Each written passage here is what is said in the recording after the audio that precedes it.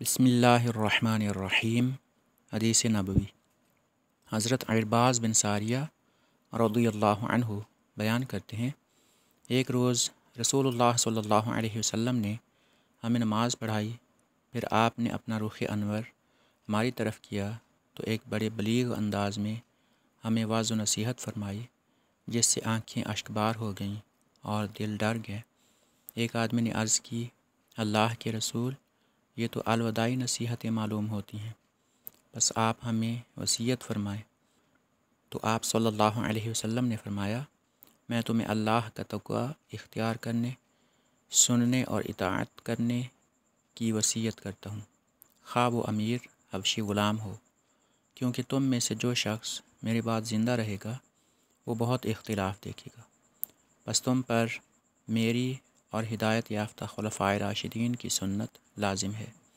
बस तुम उससे तमस्सुक इख्तियार करो और दाढ़ों के साथ उसे पकड़ लो और दीन में नए काम जारी करने से बचो, क्योंकि दीन में हर नया काम बिदअत है और हर बिदअत गुमराही है। हदीस मज़कूरा में नबी पाक सल्लल्लाहु अलैहि वसल्लम के एक वाज़ का ज़िक्र है और आपने जो नसीहतें फ़रमाई उनका ज़िक्र है। नबी पाक सल्लल्लाहु अलैहि वसल्लम ने ये नसीहत फ़रमाई कि अल्लाह का तक़वा इख्तियार किया जाए, यानी अल्लाह का कहना माना जाए, उससे डरा जाए।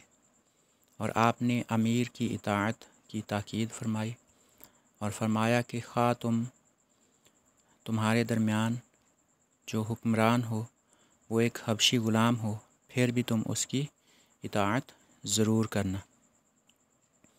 और आप सल्लल्लाहु अलैहि वसल्लम ने फ़रमाया कि उनके बाद बहुत सारा इख्तिलाफ़ देखने में आएगा, तो उस वक्त हिदायत का रास्ता और निजात का रास्ता यही होगा कि नबी पाक और खुलफ़ाए राशिदीन की सुन्नत पर अमल किया जाए।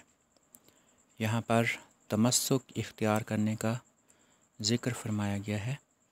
तमस्सुक इख्तियार करने का मतलब उन पर अमल करना है, यानी सुन्नत नबवी और सुन्नत खुलफ़ाए राशिदीन पर अमल करना।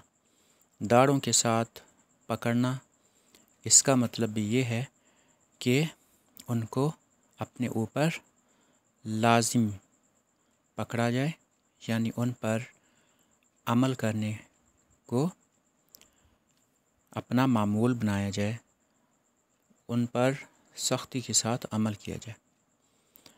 एक और बात जो नबी पाक ने इस हदीस के आखिर में बयान फरमाई है वो ये है कि नए काम दीन में शामिल ना किए जाएं।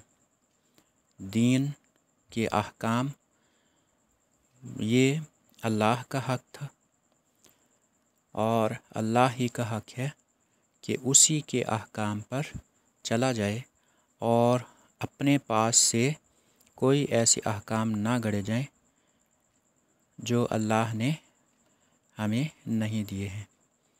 अगर हम